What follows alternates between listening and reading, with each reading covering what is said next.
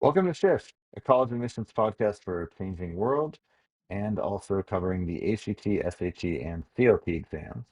I'm Tyler, founder of Achievable, and we have affordable ACT and CLT courses that include everything you need to ace your test. A full textbook, tons of review questions backed by our memory enhancing algorithm, videos on key topics, a built in study planner, and full length practice exams. You can get a free trial at achievable.me, and if you like it, use the code podcast to get 10% off. Now, let's get started. Today we've got Wendy Raynor with us, and Wendy, I'd love if you could introduce yourself. So I am owner and lead tutor of WRH College Prep in the greater Atlanta metro area. We do SAT and ACT prep for neurodiverse teens and sit on the board of directors for the International Dyslexia Association of Georgia. And I run their teen board, which is a group of 54 dyslexic teens that like to spread awareness. And the reason I got into this is because I have my own neurodiversity, so understand the struggles of prepping for standardized tests when you have neurodiversities. Yeah, and I'm excited to talk about this today. I mean, first off, you know, I guess just in this case, let's quickly define what you mean by neurodiversity for the sake of this episode. I think the easiest thing for when we're talking about prepping for SAT, ACT, CLT, whatever exams, I would narrow it down to say, if you have approved accommodations, there's definitely some different things, but of course, any of the self-study tips can go for anyone who is really studying for it, who maybe is struggling a little bit more than normal on trying to achieve the scores that they're targeting. No, that makes sense. And I mean, I think it's also just kind of anybody can probably benefit from these tips anyway, also, but these will definitely be, geared with a specific goal in Mhm. mind. And I think maybe let's start with just kind of like why don't the normal study plans and normal advice work for students that have neurodiversities? Because if they did, then we wouldn't be here, I guess. Exactly. Because I think anybody who has experienced kind of that, when you have a diagnosed kind of learning difference or something like that, the way that you kind of approach situations or approach how you think are not always in line with the explanations given in the back of the textbook or the videos or something like that. And so it becomes a little bit harder to find the resources or really trying to decode how it is to replicate when you're doing the right answer. So I like to use my own. I fired, I think, 6 tutors when I was studying for the GMAT because they kept telling me, well, you didn't do it right. And I was like, well, I got the right answer here, but I didn't get the right answer on the same question over here. Like, help me decode, like, why, right? Mhm. And nobody would do that. And so a lot of times, when you're trying to self-study or something, you're just kind of in that same cycle of having that same feedback loop where it's like, well, I don't understand why I got it wrong. And so really how to Mhm. approach it a little bit differently um, is important. And knowing that you have a lot of different avenues and places to look is really important. Yeah, well, and I think then, you mentioned just that there's a lot of ways to do things differently, but like, what are the core principles that you should be looking to implement, for a neurodiverse like student? What are the things that are the sort of common thread between these different methods? So I think for my students in particular, I think one of the biggest things that's implemented that can be implemented in any self-study plan is there needs to be a set, absolutely dedicated time every single week that a student is only looking at standardized test work. It cannot be, the math on SAT cannot be studied at the same time that they're studying pre-calc. It takes a different kind of brain, and your approach might be slightly different on how you do the two. In your pre-calc class, you can't Mhm. practice the strategy of using your answer choices most of the time. Your teachers want to see the work. Whereas under a standardized test brain, you are going to use strategies like picking numbers or using your answer choices or things like that. And so really making sure that you're not mixing those signals and you're setting aside like designated time. Now, one of the important things that I know a lot of tutors, we've had a lot of discussions about this at conferences and everything, is I believe that that dedicated time needs to be no less than 2 hours. And the reason for Mhm. that is if you have extended time on any of these tests, it's a 3-hour test. Our students have Mhm. the attention span of TikTok. They, their Mhm. classes are 50 minutes maximum. So part of self-studying needs to be building the endurance to be able to pay attention and not peter out. And so I firmly believe that that self-study has to be in 2-hour blocks.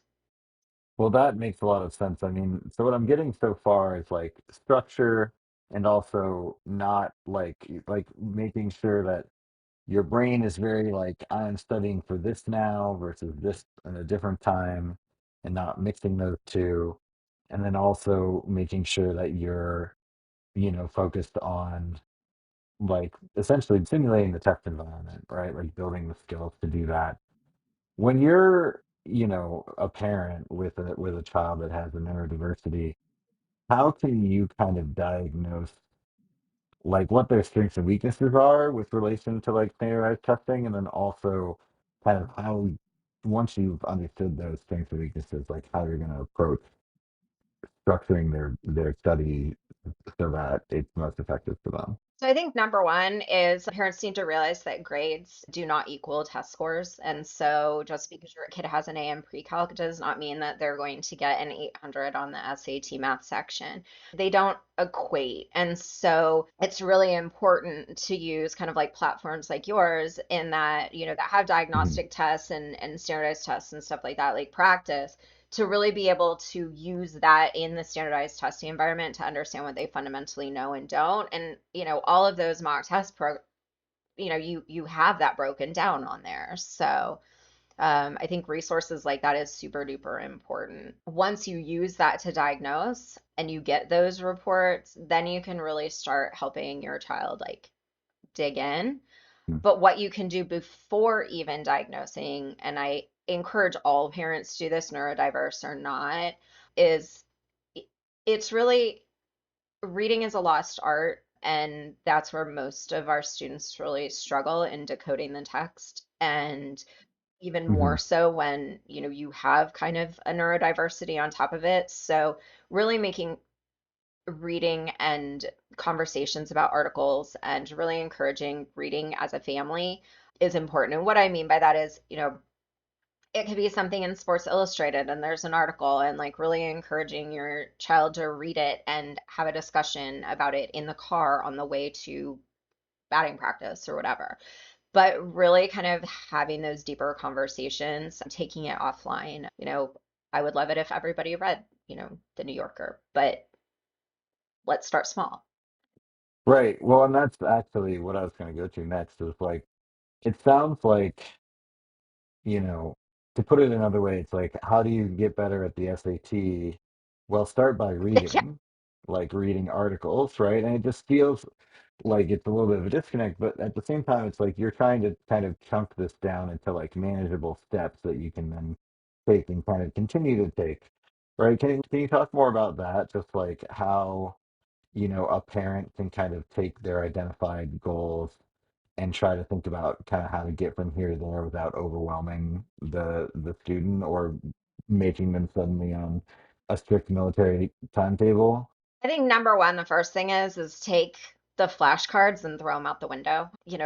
Your child is not going to memorize vocab. It's just, especially if you have a neurodiversity, you're barking up the wrong tree. I've been so horrible about it on occasion. Like I had a family that kept having note cards, and eventually those note cards just happened to walk out of the house with me. So I'm like, please stop. But the note cards don't help, but having a lot of more less stressful conversations with your kid for those kinds of things. And then um, don't start at the hard stuff.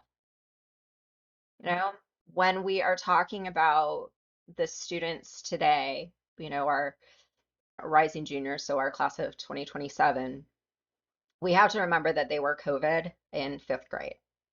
And there's a lot of Right. fundamental information that they supposedly learned in fifth grade that I can guarantee you they do not. My students struggle with Hmm. PEMDAS. They don't even know the order to solve problems. So yes, they have an AM pre-calc, but that doesn't mean that they can solve a basic problem. And so as parents, the best thing that you can do, it almost seems, it's a little disheartening. I know, so many of my students, they're like, I'm in Calc BC, and I'm like, yes, but guess what? We're doing pre-algebra today because we need to really make sure that, we're going back. So pulling out the fourth grade, fifth grade textbook and having the kids work on that, it's pulling teeth sometimes, but it's going to be the biggest return on your, you know, studying investment. Yeah, well, and standardized tests are about not getting easier things wrong, not about getting really Right. hard stuff correct, like most of the time. Or at least if you're a student that's an AP Cat BC, that's the perspective you could Yeah. have on it. I mean, one of the other things I also want to kind of dig in a little bit on some of these, like you mentioned a couple of tactics, right? How important is it to, yeah, and this is sort of trendy and part of why I want to talk about it because I feel like it might not necessarily be correct, but like how do you feel about like trying to have different types of modalities like visual, auditory, and even tactile for like learning things, or like doing like executive function coaching or like things like that? Like how does when it comes to studying for these standardized tests, like how much do these things actually help, or what are the things that you think are good versus maybe are worth skipping? So we have to look at it in two different ways. I mean, if we're prepping for the standardized test, we're prepping for the standardized test. So will executive functioning necessarily help you? Well, the executive functioning to get you to study for the standardized test is going to help you. But if we're talking about kind of working memory, then yes, finding your process and getting that in place. So, like for instance, for a lot of my working memory students, like for grammar, it's I don't care, you are not to go, no change B, C, D, no change, you need to go after the period or the semicolon first. Like it's Hmm. changing the structure so that there's an order that they're always going to approach. And so, really working on the process that works for a student is really important on the standardized test. I think in life, like executive functioning, coaching, reading coaching, like all of that is going to help your student be successful in college. So, like, obviously, go do it.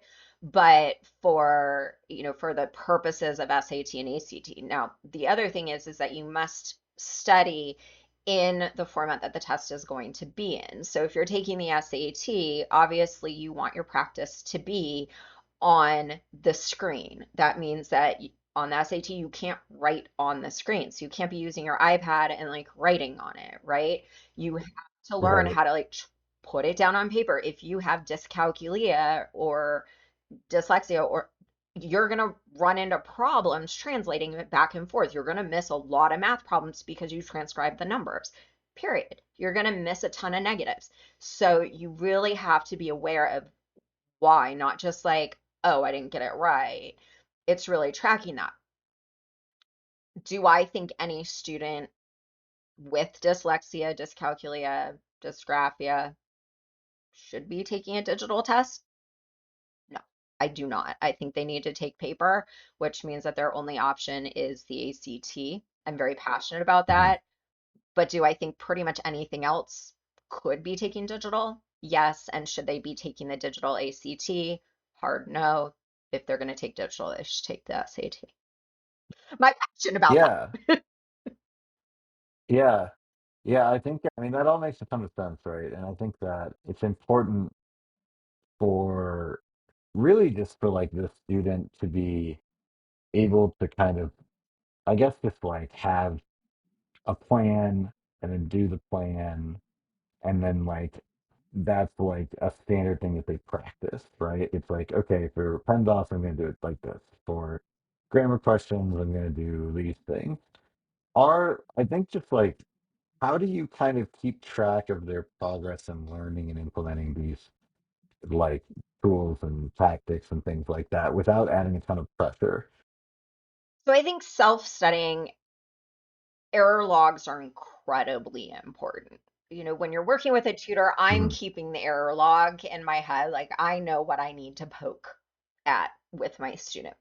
But when Hmm. you're self-studying, you really have to keep an error log. How many questions did you miss a negative on? Did you transcribe that negative wrong? How many times did you do that? That means that you have to deep dive into that content. That does not mean that you should be going and doing another mock test. You Hmm. need to go and dig into the content for those particular types of problems until you're getting a bunch of them right. And you need to work in the progression of high yield topics, right? Like, our ones that we know are going to show up a lot, down to our low yield topics like, ellipses or advanced trig identities. Like those will show up once, but being able to PEMDAS a problem or move an equation around is going to show up 4 times at least. So, and really keeping track of their error log and then really hitting those top things until you get them right. And then once you are getting those right, then take another mock test and then see if you've cleaned it up and then start the process all over again. I mean, I can say with my students, especially when we're having to just really dig into deep topics, they won't, after they take their initial kind of diagnostic mock, and some of mine don't even do that because their neurodiversities are so extreme that I will say, we're going to pretend like you're starting at a 13 and just go from there. They might Hmm. not even see a mock test until 4 and 8 hours of tutoring because we really want Hmm. to make sure that we're hitting the high yield topics before we start putting it together again and then testing. Yeah, that makes a ton of sense. I mean, and how do you kind of build that process? I know it's like going to vary by individual student, but kind of how do you build that process, right? And maybe like how do you kind of think about the timeline that you're going to need to reach the goals that you have and what's realistic So, if your students neurodiverse? I mean, I think I mean, I don't have an exact science for it. I know people have done studies on it and whatever, but kind of, I really feel like self-studying about 100 hours, including your mock tests, is where you probably would hit your sweet spot as far as improvements if you're studying it the right way, right? If you're just kind of Hmm. self-studying by just doing test after test after test after test, you're not even 100 hours is you're going to get a moderate if, you know, minimal improvement.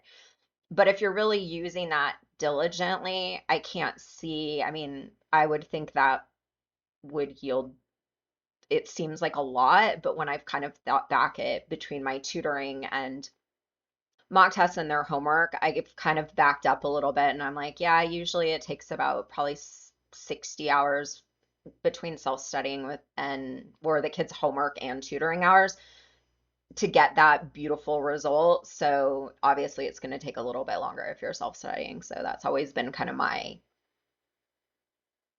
click, I guess. Right. Yeah, that makes a lot of sense. I mean, I think it's just important to be realistic, right? Like these are not things that you can fix in a month Right. anyway, for the most part, right? But especially not if you're working with somebody that has challenges around Right. learning. That said, one of the things that I wonder about is like, I'd imagine that the hard part is getting these concepts to stick with the student. And how can you tell when, you know, let's say basically like it's not working versus just it needs more time? So when I have a student or, when there's kind of a block on process, I do like them to do color coded steps. So like with PEMDAS or something, like having each step a different color. And so when they're actually like doing their homework, the practice, not on the test, they're kind of doing the steps in different colors, trying to encode it and having a guide that they can follow and then easing off of it, right? So if you can do it Hmm. with a color and then you ease off of it and you can do it without the colors, or you can without your guide, but you can do it with the colors, great. And then if we can translate that to the test where you can't use different colors, like great. And so sometimes it's going to take a while to do that transition. Now, if you can't move from having the guide to not having the guide in a non-timed environment and you're doing the same thing over and over and over again, that's where we start having kind of there may be a bigger issue here. There may be something else going on. Because if you can do it with the guide, you do it enough times and then you try to do it on your own, something's not clicking, so we probably need to go back to the table and try a different thing. So maybe it's a different modality, maybe it's, you need to watch more videos or you need to have the audio steps. Like one of my students, I had to do a voice file and record it, and so he had to listen to me do the steps when he was doing his homework in order to make it. So then you have to kind of try the different things. Yeah. Yeah, I mean, I think that makes sense as well. And just, yeah, at the end of the day, you're figuring it out, hopefully with some sort of professional guidance. But do it But on for your par own if you're self-aware. I mean, it's just a matter of yeah, you got to try. right. Yeah, and I mean, I think just to kind of to take us back to the origin of the episode, which is like study plan and creating that plan for your student, what's like the one thing that parents need to make sure to do to kind of make this whole process work, right? You have to play a fine line, right? If you start asking your child to prep for the SAT their freshman year when they are in Algebra 1 or possibly geometry, because most neurodiverse students, I'm not going to say all, maybe, well, I wouldn't even say okay, 50% probably, are Mhm. just a little bit delayed on math. And so asking them to start actually studying and working with SAT material or working with ACT material or freshman year can be very disheartening. And the worst thing that you can do is, kind of create an environment where your student as a freshman is already thinking that this is difficult. So going Mhm. back to kind of, where we were talking about, fourth grade was when our kids were online learning. They didn't learn anything that year. So let's be real. And so the best thing that you can do for a parent is rather than focus on SAT or ACT or CLT prep freshman year, go get a remedial math tutor and have them read you fourth grade. Like Right. have them do that. That is going to be a huge investment in money, and they're going to be a lot stronger their junior year from a grades perspective too. They're going to have a much better foundation. I mean, I think, and that's the advice I give most of the families that call me that are very early. They're like, what can I do? I'm like, go find a really good math tutor, go find a really good ELA tutor, and go back to fourth and fifth grade and just, find that elementary school teacher and have them work with it. And your Mhm. your kid will probably be a little frustrated. I remember when I had to relearn phonics and all that stuff, like I cried every day on the way to tutoring, but even with extreme dyslexia, by fifth grade, I was reading at a 12th grade level. I mean, you can get it remediated. It's just there are going to be tears. I mean, I still trauma. It's still tough reading the New Yorker, right? It's just trauma. It's fine. Get over it. Yeah. It really, but it was better. I understood it in the long run. It's just hard. So, Yeah, well, and that's kind of the important thing is like at the end of the day, it sounds like building, it's partially up to the parent to kind of be like, no, this is like how the world works and this is what you need to do, even if the kid maybe doesn't want that. So what advice do you have along those lines of just like, how to kind of balance letting, your child who's kind of becoming, a teenager figure it out on their own versus like directing them or even enforcing what they need to be doing for their own benefit, but obviously I don't think they always yeah, want to. I think a lot of it is scheduling together is, this is when you are going to do your tutoring or like your self-study and holding them to it. It's not a nice thing Hmm. to do to tell your kid no, but you made the commitment that every Monday from 4:30 to 6:30, you are going to dedicate that time to this. Everybody has a family calendar now, so really making sure and holding the accountability. And that's really hard. I mean, I'm not dismissing it as a parent. It is excruciatingly hard, but really creating that calendar with them and then making them be accountable for it is huge. My students that do that are massively more successful than the ones who are allowed to change their schedule around and things like that. And then I think it's just being active, but really understanding that these tests are not the end all be all to their future. But if they want options, this is a big deal. I mean, and having those conversations again, it's getting the buy-in. The kids are older.